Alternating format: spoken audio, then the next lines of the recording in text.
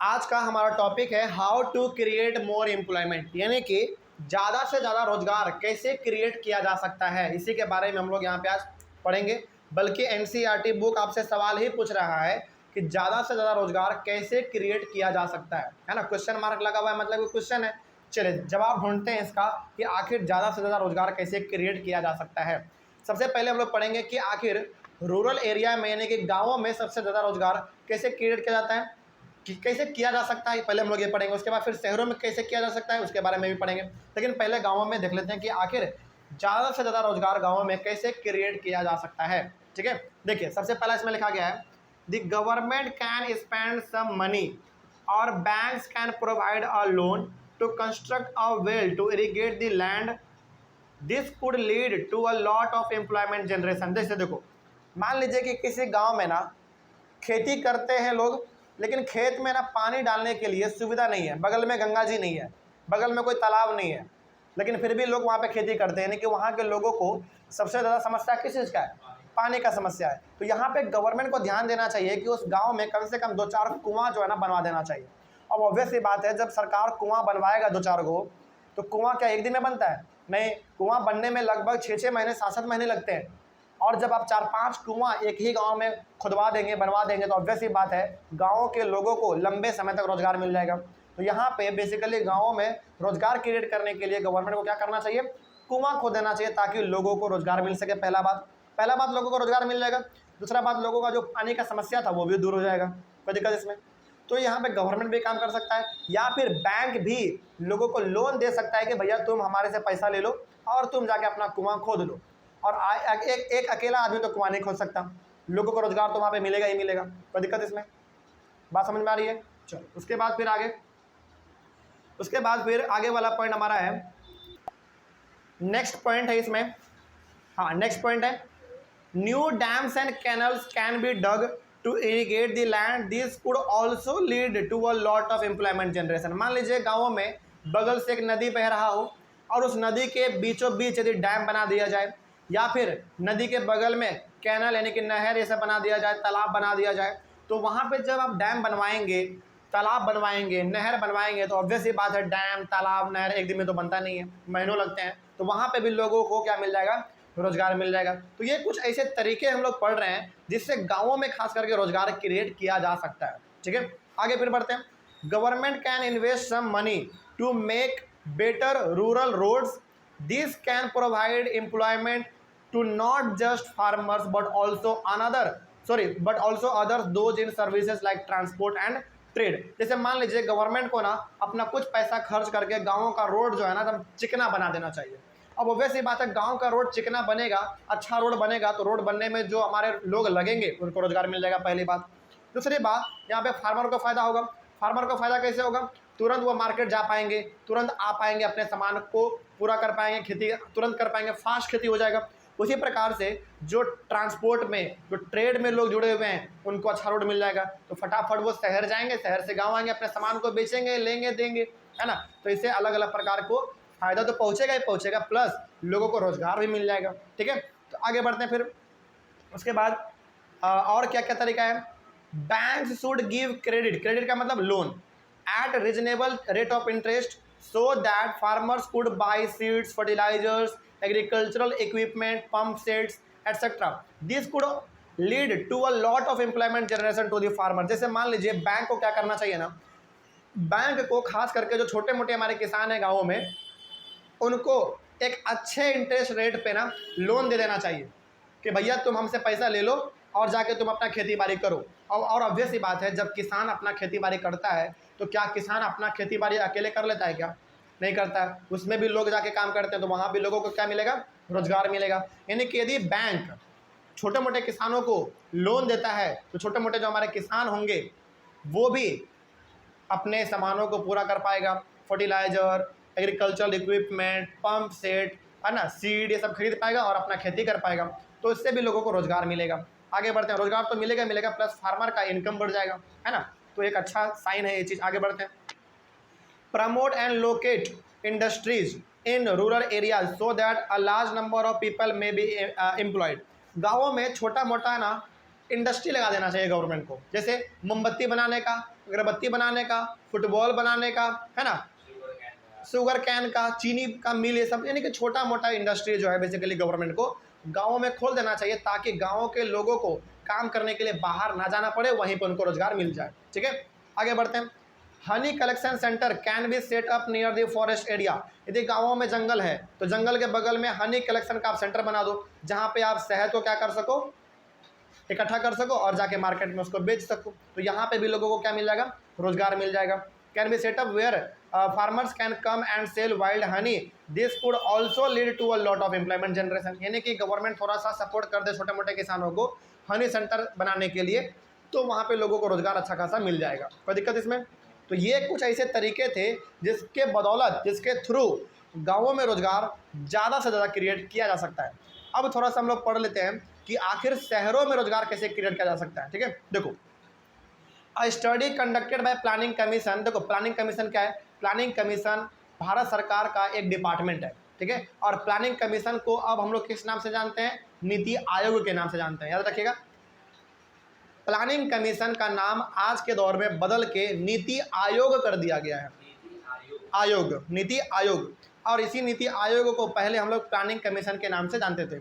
और planning commission क्या है? गवर्नमेंट का एक डिपार्टमेंट है। ठीक है, तो प्लानिंग कमीशन ने एक रिसर्च किया भारत में। उस रिसर्च में ये पाया गया कि that nearly 20 lakh jobs can be created in the education sector alone. यानी कि प्लानिंग कमीशन जो कि भारत का एक डिपार्टमेंट है, भारत सरकार का एक डिपार्टमेंट है, एक विभाग है, उन्होंने एक रिसर्च किया, खोज किया, और उन्होंने खोज में ये पाया कि भारत के अंदर जो एजुकेशन सेक्टर है, यानी कि जो सरकारी स्कूल हैं, कॉलेज, यूनिवर्सिटी हैं, इनमें अकेला 20 लाख रोजगार क्रिएट किया जा सकता है। सोचो, यानी कि पूरे भारत में एजुकेशन सेक्टर के अंदर, इकलौता एजुकेशन सेक्टर के अंदर 20 लाख रोजगार क्रिएट किया जा सकता है। तो सोचो हमारे भारत में कितने अलग अलग सेक्टर हैं। यदि सभी में ऐसा ऐसा स्टडी किया जाए, सभी में ऐसे ऐसे रोजगार क्रिएट किए जाए, तो सोचो हमारे भारत में कितना ज़्यादा रोजगार क्रिएट हो जाएगा। हाँ बोलो। हाँ बिल्कुल, जैसे आज के ज़माने में रोजगार केवल पढ़े लिखे, यानी कि आज के ज़माने में इंडिया में बेरोजगार केवल पढ़े लिखे लोग नहीं है, जो पढ़े लिखे नहीं है ना वो भी बेरोजगार है। यानी कि कम से कम यहाँ पे जो पढ़े लिखे लोग हैं उनको तो रोजगार मिलेगा ना कम से कम, है ना। चलिए खैर, बात समझ में आया, आगे बढ़ते हैं। उसके बाद similarly if we improve the health situation we need many more doctors, nurses, health workers etcetera. उसी प्रकार से यदि हम लोग अपने भारत में अपने हेल्थ सेक्टर को, यानी कि हमारे भारत में जो हॉस्पिटल हैं, मेडिकल हैं, कॉलेज हैं, इन सभी को यदि हम लोग अपना सुधार लें तो ऑब्वियस ये बात है, डॉक्टर का संख्या क्या हो जाएगा? बढ़ जाएगा, नर्स का संख्या बढ़ जाएगा, हेल्थ वर्कर का संख्या बढ़ जाएगा। तो यहाँ पे ज़्यादा से ज़्यादा लोगों को रोजगार भी मिलेगा, है ना। यानी कि कहा यहाँ पे यह जा रहा है कि शहरों में जो बड़े बड़े हॉस्पिटल आप देखते हो, उनके सिचुएशन को यदि सुधार दिया जाए, उनके कंडीशन को यदि सुधार दिया जाए, तो यहाँ पे बड़े लेवल पर रोजगार क्रिएट किया जा सकता है।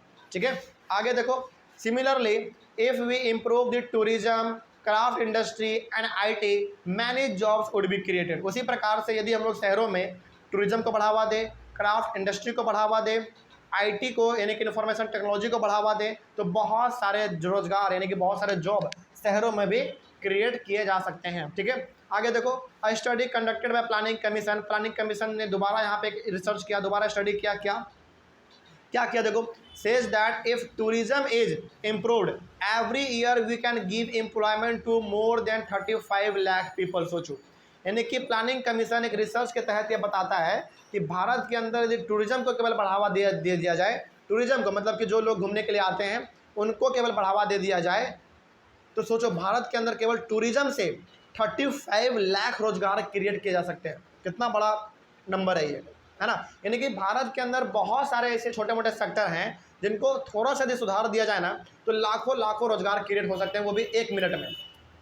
बात समझ में आ रही है? तो यहाँ पे गवर्नमेंट को बेसिकली ध्यान देने की जरूरत है। So these are some ways by which jobs would be created. तो यहाँ पे कुछ ऐसे हम लोगों ने तरीके पढ़े जिससे कि गाँवों में और गाँवों के साथ साथ शहरों में रोजगार कैसे क्रिएट किया जा सकता है, ज़्यादा से ज़्यादा ये हम लोग जान चुके हैं। कोई दिक्कत है इसमें? चलिए आगे बढ़ते हैं। उसके बाद अब यहाँ पे आपको पढ़ना है, हमने यहाँ पे एक टॉपिक क्रिएट कर दिया आपके लिए, Mahatma Gandhi national rural employment guarantee act 2005, यानी कि इसको हम लोग शॉर्ट में मनरेगा कहते हैं। क्या कहते हैं? मनरेगा। इसका पूरा फुल फॉर्म क्या है मनरेगा का? Mahatma Gandhi national rural employment guarantee act 2005। अच्छा, 2005 क्यों लिखा गया? क्योंकि ये चीज़ कब लाया गया होगा? 2005 में लाया गया होगा, इसीलिए यहाँ पे 2005 है।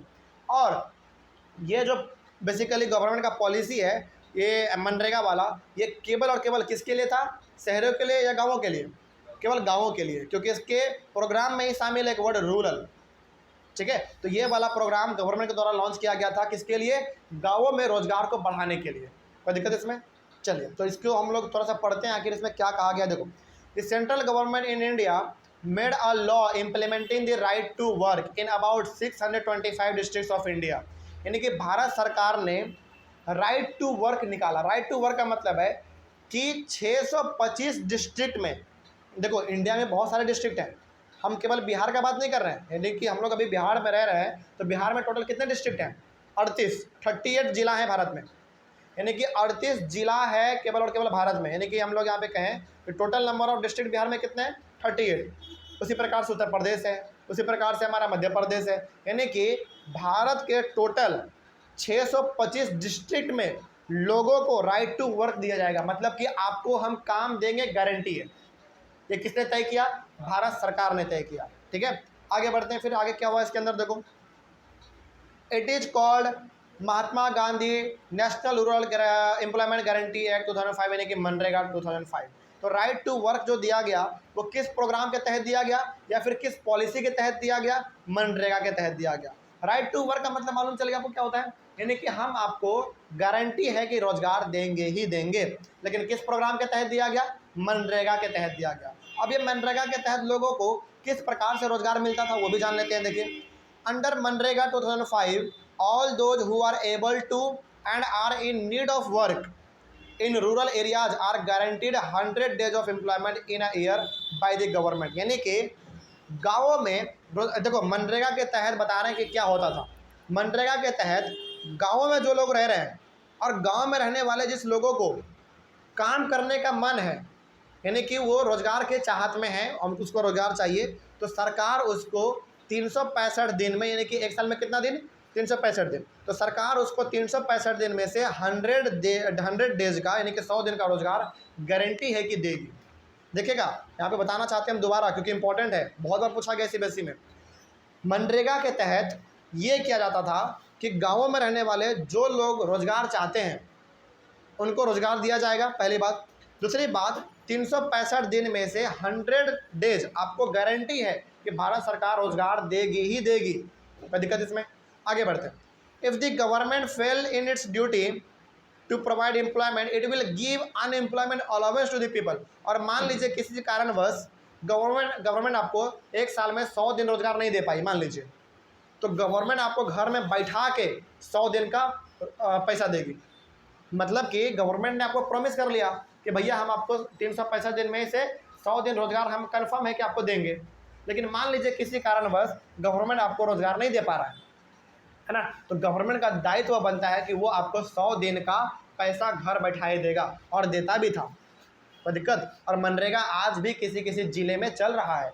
ये जो आपने यहाँ पे देखा ना, 625 डिस्ट्रिक्ट, इस डिस्ट्रिक्ट में जो हमारे डिस्ट्रिक्ट आते होंगे वहाँ पे मनरेगा आज भी लागू है। कोई दिक्कत इसमें?